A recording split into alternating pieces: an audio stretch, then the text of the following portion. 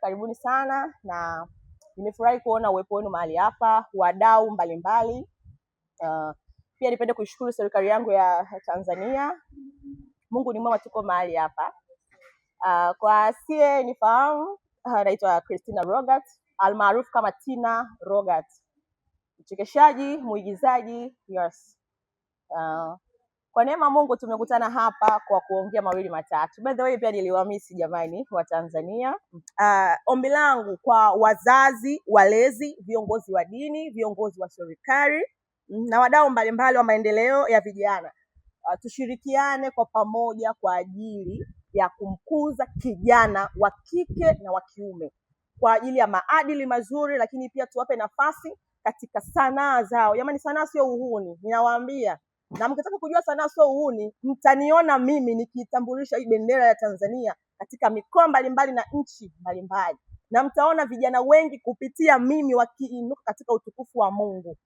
Kwa nini kila kitu kile cha shetani bana? Hata Mungu ana watu wake na ana vitu vyake. And that's why nimekuja katika ulimwengu kwa ajili ya vijana ambao wako tayari kumtumikia Mungu katika roho na kweli.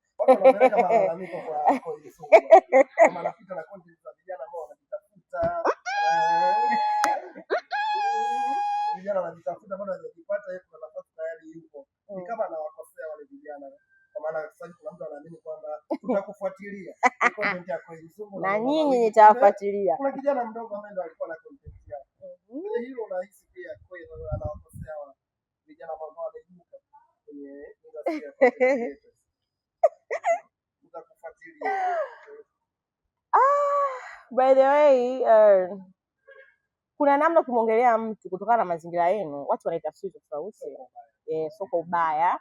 Lakini mimi Boss Koi namheshimu sana. Na kuna namna mimi namuona. Sijui, lakini kwa mtu mwingine mimi namuona Boss Koi. Sijui yeye anachokifanya kwa yeye ni sahihi. Unajua kuna mtu anafanya kitu kwa ajili yake, anaona ni sawa na ni sahihi.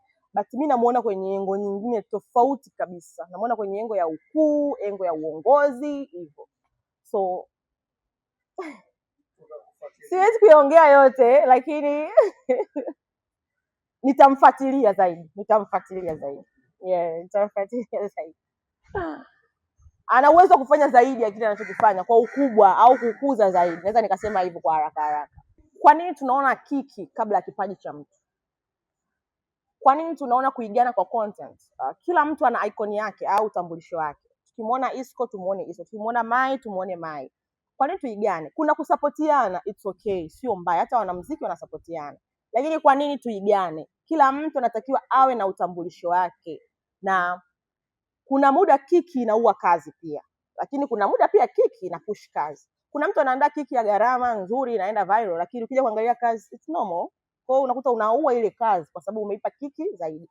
So mimi nachoshauri tu, sio muongeaji sana wa huko kwa hao watu, kwa sababu Tanzania ina changamoto moja. Unaweza kuongea ukaanza kuongelewa vibaya. Mwanzo nilisema kwamba comedy imeshuka, kuna namna fulani watu waliniattack. Hajui kuchekesha, ndio maana ametoka.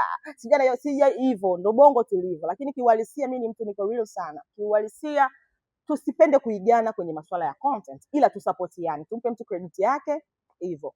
Lakini tusipende kuigana. Yaani kwamba wewe una cha kwako tena hiyo sio sawa. Kila mtu, mbona ubunifu ni mwingi sana, na ukitulia vizuri una uwezo ka create kitu kikubwa.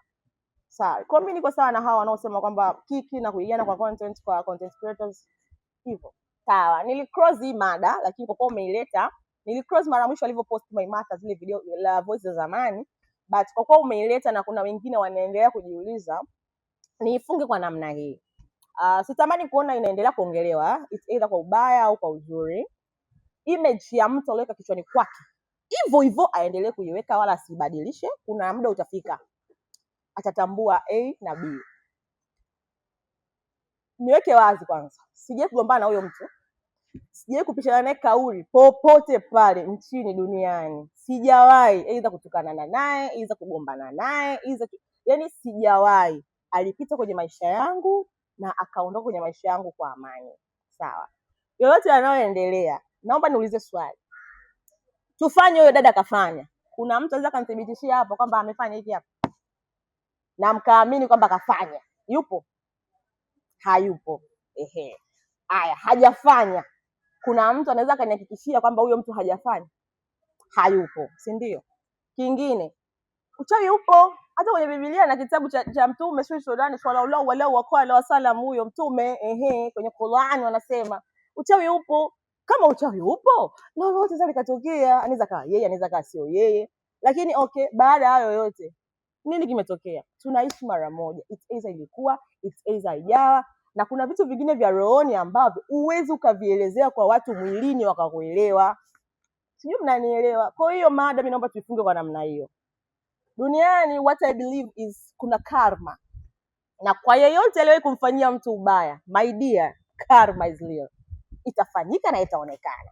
Na yeyote ambaye anamsingizia mtu ubaya, karma ipo, itafanyika na itaonekana. Kwa mimi kwa hilo siwezi kusema jibu ndio au hapana, kwa sababu hatuna kipimo cha daktari. Aliyekutendea ubaya basi ajue na yeye ubaya siku moja utampata. Yoyote duniani, sio lazima awe mtu mmoja. Karma is real.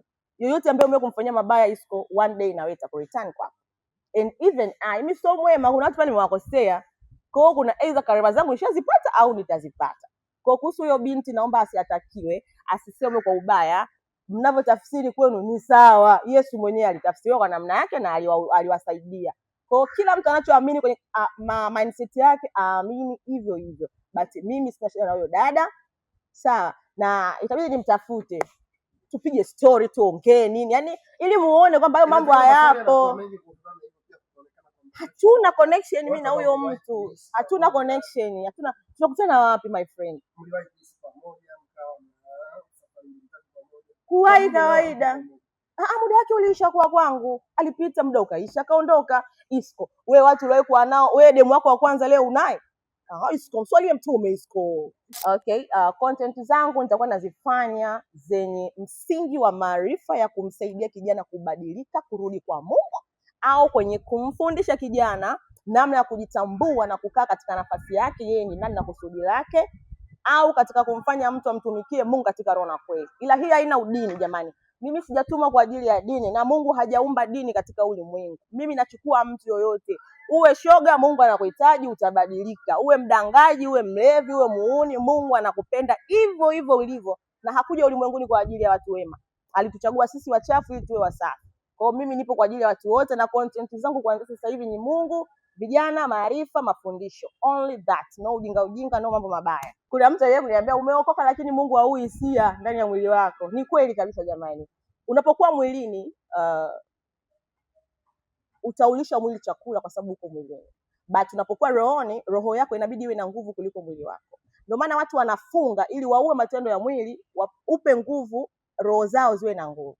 Kwa hiyo sio rahisi mtu kuacha zinaa, uzinzi. Kiukweli sio rahisi kabisa kwa kutumia mwili wa mwanadamu.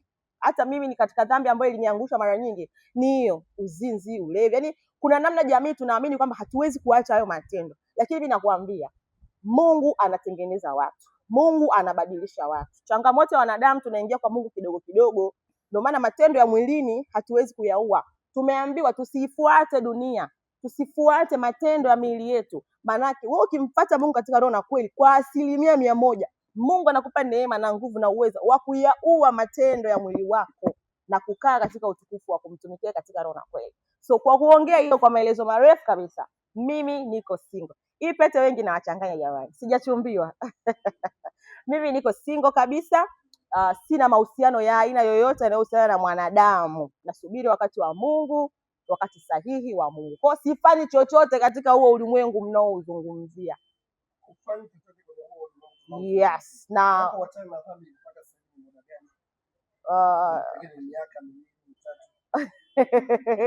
so muda mrefu sana. Yeah, so sasa miaka wala sio muda mrefu sana. Siwezi kumention kama miaka 2 au 1 lakini sio muda mrefu sana. Ila namshukuru Mungu kuna matendo ambayo hata kwa wiki nilikuwa siwezi kuyaacha. Yaani kuna namna wote tunajua hapa sisi ni vijana. Tunaokoka wote tunaenda kanisani lakini kuna namna asubuhi ikifika jioni ushafanya baadhi ya dhambi. Nilikuwa hata hizo siwezi kuziacha. Lakini kwa neema ya Mungu kwa huo muda ambao nimeweza kumaintain hakika. Na kama kuna kijana yoyote anaweza akasimama mbele ya umati akasema aliwahi karibuni ni nani? Aje aseme. In Jesus mighty. Aje asimame atambulishe kwamba huyo muongo. Aje aseme. Okay, umesema uko single. Ni mwanaume wa aina gani ambaye unatamani kuwa kwenye ndoa? Okay. Haya, mwanaume anayetamani kuwa naye kwenye ndoa, first of all, awe mwanaume kamili. Mnanielewa nikisema kamili? Shababi, that is number 1. Number 2 jamani, wanaume wako wengi lakini sio wanaume. Unajua wanaume wapo lakini sio mwanaume. Kwa mwanaume shababi awe kamili, na sio mvulana, awe mwanaume kamili. Cha pili, awe na hofu ya Mungu, kwa sababu akishakuwa na hofu ya Mungu rahisi kumfanya amtumikie Mungu zaidi. Cha tatu, awe tu na uchapakazi, sio tajiri. Sijazungumzia hela, nimezungumzia uchapakazi. Kwa kwenye uchapakazi Mungu anaweza kumbariki akawa mtu ambaye namtaka. Kuhusu muonekano mimi sijali. Wewe njoo umenyoa viduku, nitakunyolesha vizuri ninavyotaka, nitakutengeneza and utakuwa ambavyo mimi ninataka. In Jesus mighty name. Hallelujah. Karibuni jamani. Msimu huu wa Sabasaba, usiruhusu biashara yako ipoe, kwa sababu Global TV inakupa fursa ya kuchangamsha biashara yako. Okoa hadi 50% ya gharama za matangazo na uwafikie mamilioni ya wateja kupitia vifurushi vyetu maalum vya Sabasaba.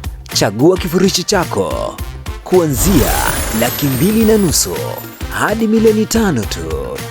Matangazo ya mitandao ya kijamii, Reels, radio na YouTube pre-rolls, vyote vipo kwa ajili yako.